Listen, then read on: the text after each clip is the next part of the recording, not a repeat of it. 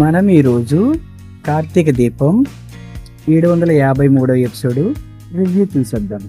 గురించి చెప్పు. నువ్వు ఫ్రెండ్ అంటున్నావు, నీకు తెలీదా? మీ దగ్గరే పెరిగాడు కదా, నాకంటే ఎక్కువ మీకే తెలుస్తుంది. ఏం తెలుసుకోవాలి? ఏం తెలుసో అదే చెప్పు.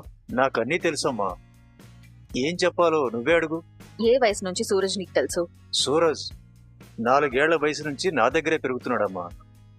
వాడొక అనాథ, మిగతా వివరాలు ఏవీ లేవు. వాడికి కూడా అది తెలిసే వయసు కాదు. నాకున్న దాంట్లో ఏదో పెట్టారు, అలాగే పెరిగాడు. వాడికంటూ ప్రత్యేకంగా ఇష్టాలేమీ లేవమ్మా, కాకపోతే మొండోడు. సూరజ్ చిన్నప్పటి నుంచి ఇంతేనా, ఎదిగిన తర్వాత మారాడా? చిన్నప్పటి నుంచి ఇంతేనమ్మా, అల్లరి చేసేవాడు కాదు, పద్ధతైన పిల్లాడు. అవునవును, చాలా పద్ధతి. ఎవ్వరిని బాధ పెట్టడు. చేసిన సహాయాన్ని మర్చిపోడమ్మా, జీవితాంతం గుర్తుపెట్టుకుంటాడు. ఒక సాయాన్నేంటి, చాలా వాటిని గుర్తుపెట్టుకుంటాడు పెద్దాయన. ఇంకేం గుర్తుపెట్టుకున్నాడమ్మా? ఏం లేదులే పెద్దాయన. ఇదిగో ఈ డబ్బుంచు. వాడేమన్నాడా? అలాగే అనుకో, నేనిస్తే సూరజ్ ఇచ్చినట్టే. తీసుకో. నీ పేరేంటమ్మా? జ్యోత్స్న. నేను చూస్తుంటే స్నేహితురాలు మాత్రమే కాదనిపిస్తుంది. సరే, ఏదైతే ఏముందిలేమ్మా, ఏదైనా భగవంతుడేసిన బంధాలే. సరే పెద్దాయన, నేను వెళ్ళొస్తాను. ఆరోగ్యం జాగ్రత్త. మంచిదమ్మా. బయలుదేరాను పెద్దయ్య. పంపించావు కదా ఎవరిని? నీ ఫ్రెండ్ని. నా ఫ్రెండ్ ఎవరు? ఇంతకు ముందే వెళ్ళిపోయిందిరా. అదే ఎవరని అడుగుతున్నాను పెద్దయ్య. తను డబ్బులు కూడా ఇచ్చింది, నువ్వే ఇచ్చి పంపించావు అనుకున్నాను. పేరేంటి? ఏదో చెప్పిందిరా. ఆ, జ్యోత్స్నానా? అవునరా, ఆ పిల్లే వచ్చింది. నీ గురించి అడిగింది. ఏమడిగింది? మంచి చెడు ఉంటాయి కదా. మంచి చెడు అంటే? అదేరా, అలవాట్లు పద్ధతులు లాంటి వివరాలు. అంతేనా? ఆ పిల్ల చాలా మంచిదిరా. తెలుసు పెద్దయ్య. నీ ఆరోగ్యం జాగ్రత్త, నేను తర్వాత వచ్చి కలుస్తానులే. సరేరా. కొందరి సలహాలు ఎందుకు వినాలో గుడ్ రిజల్ట్ వచ్చినప్పుడు గానీ అర్థం కాదు. హాయ్ వదినా. హాయ్. నేను జ్యోత్స్నాతో కొంచెం మాట్లాడొచ్చా? మాట్లాడు. వదినా, మీరు వెళ్లాల్సిన అవసరం లేదు, ఇక్కడే ఉండండి. మాట్లాడాలన్నావు కదా. బయట వాళ్ళ దగ్గర సీక్రెట్స్ ఉంటాయి, అయిన వాళ్ళ దగ్గర కాదు. అయినా మీకు తెలియంది నా జీవితంలో ఏమీ లేదు, మీరు ఇక్కడే ఉండండి. చెప్పు, నాతో ఏం మాట్లాడాలి? పెద్ద ఆయన దగ్గరికి నువ్వు ఎందుకు వెళ్ళావు? నా ఇష్టం. నా ఇష్టం అంటే? నా ఇష్టం అంటే నా ఇష్టమే. అయినా కావాల్సిన వాళ్ళ విషయాలు తెలుసుకోవడంలో తప్పే ఉంది. ఏం తెలుసుకున్నావు? తెలుసుకోవాలనుకున్నదే తెలుసుకున్నాను. అయినా నువ్వెందుకు వెళ్ళావు? నువ్వెందుకు వెళ్ళలేదు? నేను వెళ్ళలేదని నీకు తెలుసా? నేను వెళ్ళాలని నీకు తెలిసింది కదా, అలాగే నువ్వు వెళ్ళలేదని నాకు తెలిసింది. నిజానికి నేను వెళ్లాల్సిన అవసరం ఉంది, కానీ నేను వెళ్లకుండానే అవసరం తీరిపోయింది. మంచిదేగా. దానంతట అదేం తీరిపోలేదు, నువ్వే తీర్చావు. చాలానే తెలుసుకున్నావే. చేసింది తెలియకుండా పోదు కదా. చేసినందుకు తిడతావా ఏంటి? చేసింది మంచి పని కదా. నువ్వు కూడా ఈ మధ్య మంచి పనుల్ని గుర్తిస్తున్నావా? చేసే వాళ్ళని బట్టి కొన్ని పనులు మంచి పనులుగా మారిపోతాయి, కొన్నైతే ఎవరు చేసినా మంచి పనులుగానే ఉంటాయి. అయితే దీన్ని నువ్వెలా తీసుకుంటున్నావు? థ్యాంక్స్. ఏంటి? నేను పెద్ద ఆయనకు చేయాల్సిన సాయం నువ్వెళ్ళి చేసావు కదా, అందుకు థ్యాంక్స్. వినపడ్డం లేదు. Thank you. నేను నీ థ్యాంక్స్ కోసం చేశాను అనుకున్నావా? మంచి పని చేసే వాళ్ళకి నేను థ్యాంక్స్ చెప్తాను. మాటలతోనేనా? చేతులతో కూడా. నువ్వు కూడా అప్పుడప్పుడు మంచి పనులు చేస్తూ ఉంటావు, దీన్ని ఇక్కడితో ఆపకు. ఏంటి సూరజ్ వెళ్ళిపోతున్నాడు? జోష్నకి హ్యాండ్ ఇచ్చాడు. ఇంతకు ముందే ఇచ్చాడు కదా. ఇది షేక్ హ్యాండ్ బావా. ఇదెందుకు? దీప ఇచ్చిన సలహా. దీప, సలహా ఇవ్వడం తేలిక, పాటించడం గొప్ప. నువ్వు పాటించావు, దాని ప్రభావం చూసావు. అవును దీప, సూరజ్ నన్ను ఫస్ట్ టైం మెచ్చుకున్నాడు. కంగ్రాట్స్ ఏం మరదలా. అంతేకాదు బావా, నేను పెద్ద ఆయన్ని కలవడం వల్ల నాకు ఒక మంచి జరిగింది. ఏంటది? రేపు సూరజ్ బర్త్డే. అమ్మా, ఏంటి పెద్ద ఆయన? నీకు ఒక విషయం చెప్పడం మర్చిపోయానమ్మా. ఏంటి? రేపు వాడి పుట్టినరోజు అమ్మా. అవునా? విన్నావు దీపా, రేపు నీ మరిది బర్త్డే అంట. అంటే జ్యోత్స్నని సూరజ్ని కలపడానికి మనకి ఛాన్స్ దొరికినట్టే. ఎలా బావా? ఏముంది, రేపు సూరజ్ బర్త్డే కాబట్టి తనకి చెప్పకుండా బర్త్డే ఏర్పాట్లు చేయి. చేసి అందరి ముందు నీ మనసులో ఉన్న విషయం చెప్పేసేయ్. అందరి ముందునా? నీకు సూరజ్ అంటే ఇష్టం, తన్ని ప్రేమిస్తున్నావు. ఈ విషయం చెప్పడానికి బర్త్డే కంటే మంచి అవకాశం ఎప్పుడొస్తుంది? అందుకే అందరి ముందు సూరజ్కి నీ మనసులో మాట చెప్పి. కష్టం బావా. ఇప్పుడు నీ లక్ష్యం సూరజ్. నువ్వు చెప్పాలనుకున్న మాటలని నమ్మకం కలిగేలా బలంగా చెప్పు. నువ్వేం మారేవు అని అడిగితే ఆ మార్పు తెలుస్తుంది మాకు. సూరజ్ నీతో పెళ్ళొద్దని నిన్ను తిరస్కరించినప్పుడు నీలో కోపం ఉంది. రోజుతో నేను పెట్టిన పెళ్లి ప్రపోజల్ ని నేను రిజెక్ట్ చేస్తున్నాను.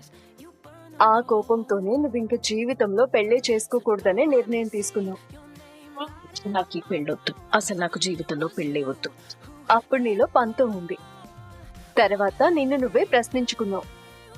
సూరజ్ మీద నీకుంది పంతం కాదు, ప్రేమ అని అర్థం చేసుకున్నావు.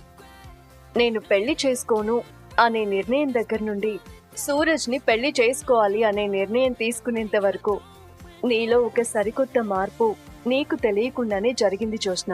సూరజ్కి అర్థం కావాలి కదా. చెప్తే అర్థం అవుతుంది. రిజెక్ట్ చేస్తే చేయని. బావా, అసలు నువ్వు ప్రయత్నమే చేయకుండా భయపడితే ఎలా చూసినా? కారు నడిపితే యాక్సిడెంట్ అవుతుందేమో అని భయపడితే జీవితంలో నువ్వు కారు నడపలేవు. ఫెయిల్ అవుతానని భయపడితే ఎగ్జామ్ రాయలేవు. లోతును తలుచుకుని భయపడితే నీటిలో అడుగు కూడా పెట్టలేవు. భయం అనేది మన ఫస్ట్ ఫెయిల్యూర్. అవతల వాళ్ళు ఏమనుకుంటున్నారో మనకు అనవసరం. మన మీద మనకు నమ్మకం ఉంటే ఎవ్వరూ మనల్ని ఆపలేరు. ఎలా చెప్తావో ఎక్కడ చెప్తావో నీ ఇష్టం, కానీ చెప్పు. భయపడి ఆగిపోవద్దు. కానీ అదే వద్దనేది. ముందు చెప్పు. మేము నీతోనే ఉన్నాం కదా, ఎప్పటికప్పుడు సలహాలు ఇస్తూ సాయంగా ఉంటాం. థ్యాంక్స్ బావా. రేపు ఎలాగైనా సూరజ్ తో నీ మనసులో ఏముందో చెప్పేయాలి. నేను రిజెక్ట్ చేస్తున్నాను. నేను రిజెక్ట్ చేస్తున్నాను. నో! కనీసం కల్లో కూడా పాజిటివ్ హోప్స్ రావడం లేదు. రిజెక్ట్ చేస్తున్నాను.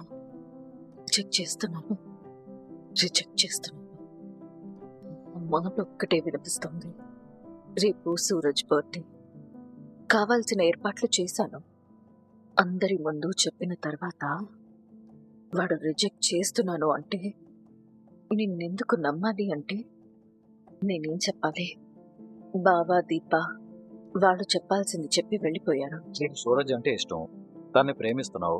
అందుకే అందరి ముందు సూరజ్కి నీ మనసులో మాట చెప్పి. వాళ్ళు ఎంత హెల్ప్ చేసినా సూరజ్తో మాట్లాడాల్సింది నేను కదా. ఎలా చెప్పాలి? ఏం చెప్తే సూరజ్కి అర్థమవుతుంది? నేను తడబడితే, సరిగ్గా చెప్పలేకపోతే ఒక పని చేద్దాం. పేపర్ తీసుకుని ఏం చెప్పాలో రాసుకుంటాను.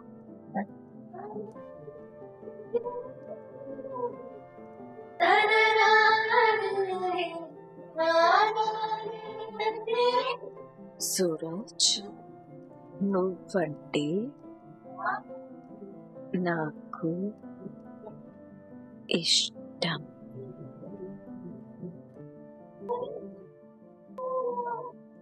ఈ మాట చెప్పగానే ఇష్టం అంటే ఎలా వివరిస్తావు అని అడిగితే ఇష్టాన్ని ఎలా వివరించాలి? ఒకవేళ ఈ మాట వాడు అడగలేదు అనుకుందాం. నెక్స్ట్ ఏం చెప్పాలి? నేను నిన్ను ప్రేమిస్తున్నాను. వద్దులే, డైరెక్ట్గా ప్రేమిస్తున్నాను అంటే ప్రేమలో ఎప్పుడు పడ్డావంటాడు. అది ఎవరికి మాత్రం తెలుస్తుంది? స్ట్రైట్గా చెప్పేస్తే, సూరజ్, నేను నిన్ను పెళ్లి చేసుకుంటాను. నేను ఇలా అడిగితే నేను నిన్ను పెళ్లి చేసుకోను అంటాడా? అప్పుడు ఇలా అడుగుతాం, సూరజ్, మనం పెళ్లి చేసుకుందాం. ఇది బాగుంది. కానీ దీన్ని సూరజ్ ఎలా తీసుకుంటాడు? పెళ్లి చేసుకుందామని నువ్వు డిసైడ్ అవుతున్నావు అంటే నా ఇష్టంతో పనిలేదా అంటాడేమో. వద్దులే, ఈ రాతలు నా తలరాతని మార్చలేవు. మరేం చెయ్యాలి? టైం లేదు. రేపే వాడి బర్త్డే, రేపే చెప్పాలి. దేవుడా, నాకొక దారి చూపించవయ్యా. నేను సూరజ్తో నా మనసులో మాట ఎలా చెప్పాలి? నైట్ అంతా ఆలోచిస్తే ఏదో ఒక ఐడియా అదే వస్తుందిలే. ఏదేమైనా సరే, రేపు సూరజ్ అంటే ఇష్టమని సూరజ్తో చెప్పాల్సిందే. చెప్పాల్సిందే. చెప్పాల్సిందే. అంతా గుర్తుంది, అయిపోతుంది. ఉంటాను.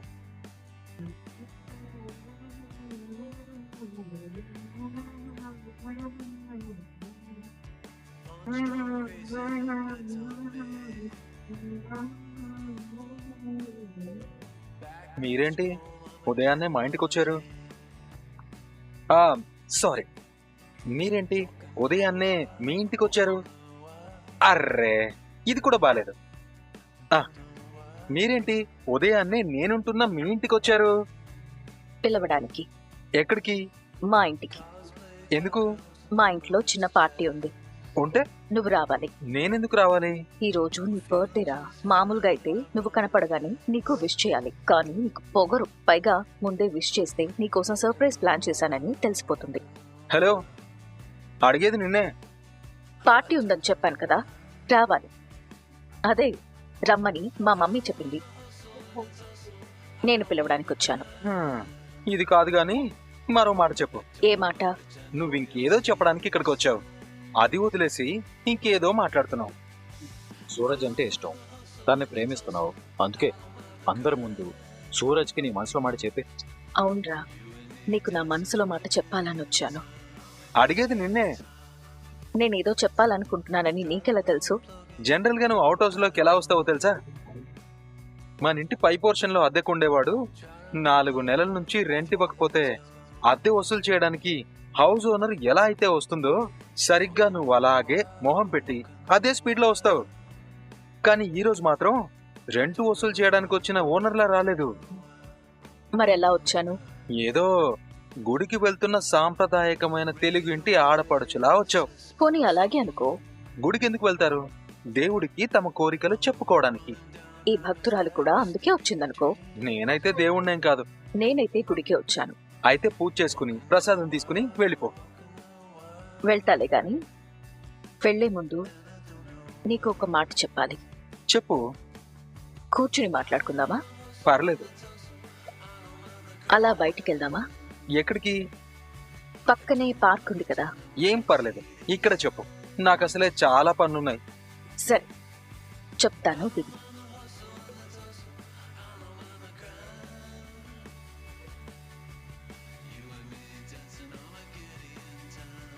అటు తిరిగావేంటి? చెట్టు తిరిగితే నీకెందుకు? చెప్పేది వినొచ్చు కదా. చెప్పు. నేనిప్పుడు నువ్వంటే నాకు ఇష్టమని వీడితో అంటే వీడేమంటాడో అందరి ముందు చెప్పడం కంటే ఇక్కడ చెప్పడమే బెటర్. చెప్పు జోస్నా. చూడు సూరజ్, మనమేమీ చిన్నపిల్లలం కాదు. అన్నింటికి పోట్లాడుకోవాల్సిన అవసరం లేదు. నేను నా ఈగోని వదిలేసి, నా భయాన్ని వదిలేసి, నువ్వేమంటావో ఎలా స్పందిస్తావో అన్నది కూడా వదిలేసి నా మనసులో మాట చెప్తున్నాను. విను, నువ్వంటే నాకు ఇష్టం. ఇప్పుడు నా మనసులో నువ్వు మాత్రమే ఉన్నావు. ఈ మాట నువ్వు నమ్ముతావా, లేదా నిన్ను నమ్మించడానికి? అవన్నీ మీరు చూసుకోండి, మనం తర్వాత కలుద్దాం. అంటే నేను చెప్పింది వీడు వినలేదా? నేను నీతో ఒకటి చెప్పాలి అన్న తర్వాత కూడా నేనంటే అంత నిర్లక్ష్యం ఏంటి వీడికి?